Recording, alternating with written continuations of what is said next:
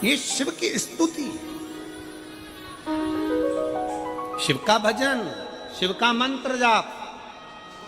जिस मंत्र को जपो, जिस माला को जपो, गुरु ने अगर मंत्र भी दे रखा है, तुम भगवान राम की आराधना कर रहे हो, तुम भगवान कृष्ण की आराधना कर रहे हो, तुम भगवान की भक्ति में डूबे हुए हो, मना नहीं तुम किसी का भी मंत्र जपो, पर उस मंत्र में भी श्री शिवाय नमस्तुभ्यम एक बार बोलना जरूर चाहिए।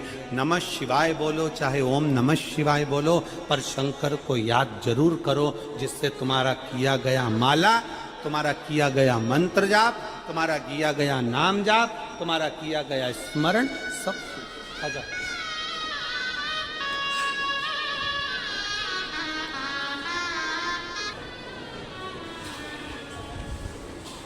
और खाली न जाता कोई दर से तुम्हारे, खाली न जाता कोई दर से तुम्हारे, मैं भी खड़ी हूँ बाहें पसारे, अपने हृदय लगा लो,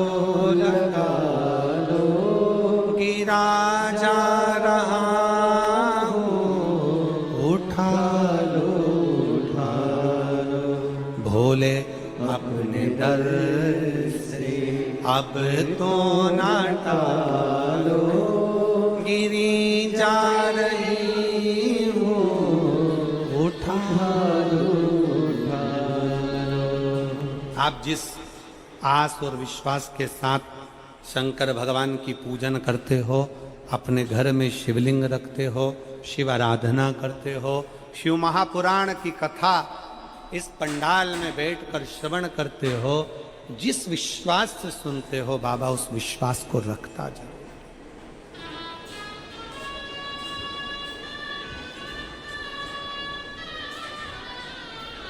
अपने घर में शंकर का शिवलिंग रखो। मार्कंडू जी कहते हैं मार्कंडे से शंकर के शिवलिंग को पकड़ ले। क्या है शिवलिंग में? मार्कंडे का शब्द था कि शिवलिंग में ऐसा क्या है। मार्कंडे जी का शब्द था कि शिवलिंग में है क्या, क्या है ऐसा शिवलिंग के अंदर? मार्कंडू जी कहते हैं घर में चाहे छोटा सा शिवलिंग हो, चाहे तुम्हारे घर के पास में शंकर का शिवलिंग मंदिर हो, चाहे 12 ज्योतिर्लिंग हो, चाहे उपलिंग हो, चाहे भगवान शंकर का कोई शिवलिंग तुम्हारे घर में है, तो मार्कंडे जी से कहते हैं वो शिवलिंग नहीं है, वो शंकर की ज्योति है। और ज्योत के पास जो चला जाता है वो शंकर उसको अपना बना ले। ज्योत के पास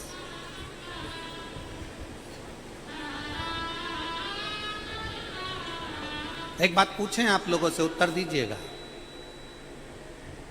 तुम यहां थोड़ी दूर पे, तुम जहां बैठी हो, तुम्हारे थोड़ी दूर पे कहीं किसी ने हाथ तापने के लिए आग जलाई, तुम्हें हाथ नहीं तापना, तुम्हें उस अग्नि के पास नहीं जाना,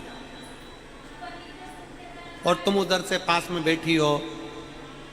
ईमानदारी से बोलना, आगी की तपन तुम्हें लगेगी कि नहीं लगेगी?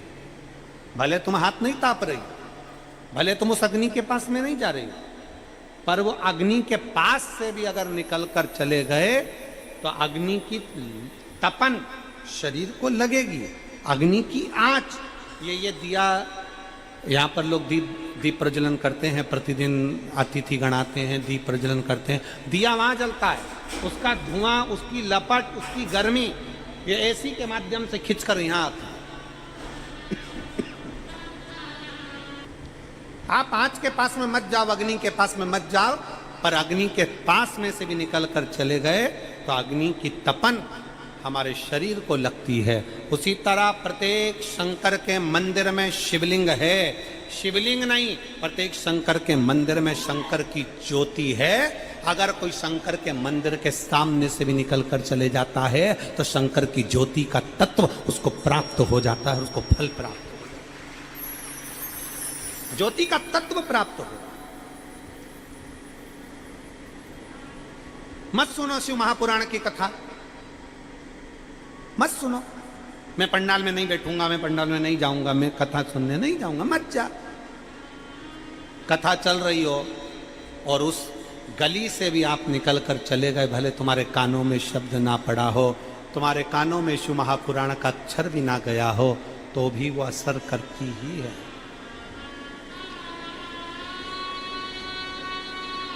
एक पत्र था, वो हमको ढूंढना पड़ेगा।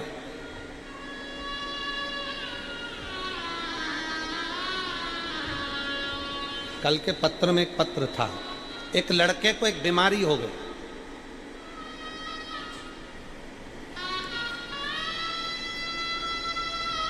ऐसी बीमारी जिसका इलाज पूरे भारत में तो क्या पूरे देशों में नहीं है, जिसमें धीरे धीरे शरीर का अंग काम करना बंद कर देता। पत्र था।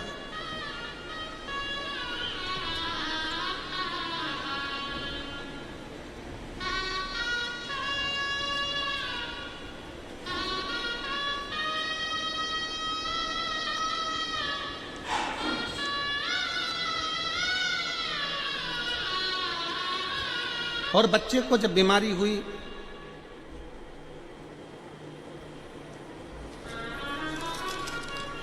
उस बच्चे का शरीर धीरे धीरे काम करना बंद कर दिया।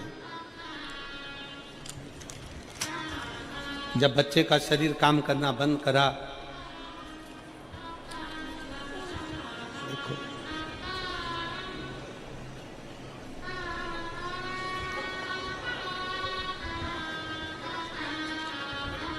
हम कल उस पत्र को निकलवाएंगे और पढ़ेंगे।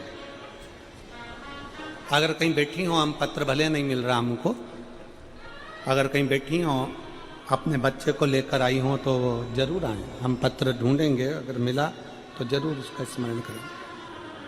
बच्चे को एक जीबीएस कर कोई बीमारी थी, वो बीमारी लग गई, उस बच्चे का शरीर काम करना बंद कर दिया, बच्चा पलंग पर पड़ गया। डॉक्टर ने कह दिया बीमारी का कोई इलाज नहीं है, ये शरीर धीरे धीरे धीरे धीरे जाम हो जाता है और शरीर काम करना बंद कर देता। अगर वो बच्चा यहाँ बैठा हो, माँ के साथ आया हो, तो बच्चे को लेकर यहाँ आ सकती हैं या हाथ हिला सकती हैं। कहीं बैठी हो, पत्र हमको ढूंढने में समय लगेगा, इसलिए आप कहीं बैठी हो तो हाथ हिला सकते हैं।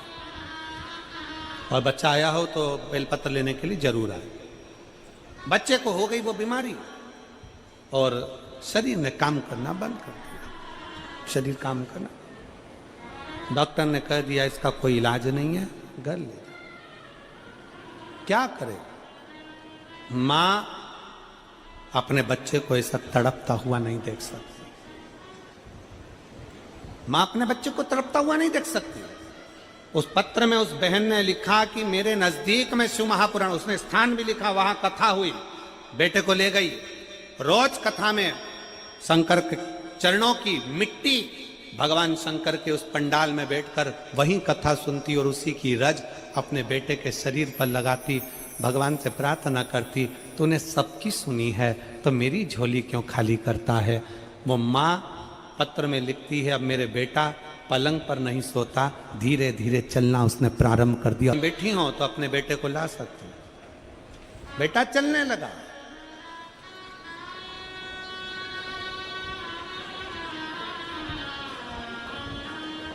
हिम्मत ना हार। कल कथा में था, कल कथा में वर्णन किया था कि दुनिया में ऐसा कोई व्यक्ति नहीं है जिसके जीवन में समस्या नहीं है। राम जी भी अगर संसार में पृथ्वी पर जन्मे हैं तो उनके जीवन में भी समस्या रही, और भगवान कृष्ण भी अगर इस पृथ्वी पर आए तो उनके जीवन में समस्या थी।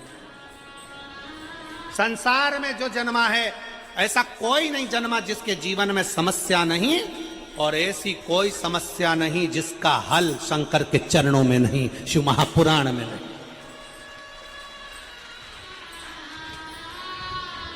सबको समस्या, और सारी समस्या का हल एक लोटा जल है।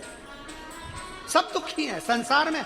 जन्मे भगवान राम, वन मिला, वन में चलते चलते राम जी सीता जी पूछ रही हैं, अपन वन में चल रहे हैं, आप रोज पार्थिव शिवलिंग का निर्माण करते हो, रोज पार्थिव शिवलिंग बनाते हो, प्रत्येक शिवलिंग का निर्माण करते हो, और आप तो छत्तीसगढ़ के रह निवासी हो। भारत सरकार ने राम पथगमन बनाया है, भारत सरकार ने राम पथगमन बनाया है। एक बार भारत सरकार के लिए जोरदार ताली बजाओ कि उन्होंने राम पथगमन बनाया है। और भारत सरकार ने राम पथगमन बनाया है तो छत्तीसगढ़ होते हुए राम पथगमन गया है। आप उस राम पथगमन पर जाकर देखना, जितने मंदिर राम जी के नहीं उस पथगमन पर, उतने मंदिर मेरे शंकर भगवान के हैं। क्यों? राम जी जहां रुकते थे वहां शिवलिंग का निर्माण करते थे, पूजन करते थे। माता सीता जी ने पूछा, प्रभु आप रोज पार्थिव बनाते हो, रोज पूजन करते हो, क्यों? शंकर जी कहते हैं ये शंकर ही हैं जो हमें बल देते हैं। संसार में जन्मे हो तो संसार में हर व्यक्ति के साथ समस्या है, और हर समस्या का हल शंकर की आराधना, एक लोटा जल और शिव महापुराण की कथा प्रत्येक समस्या का हल है।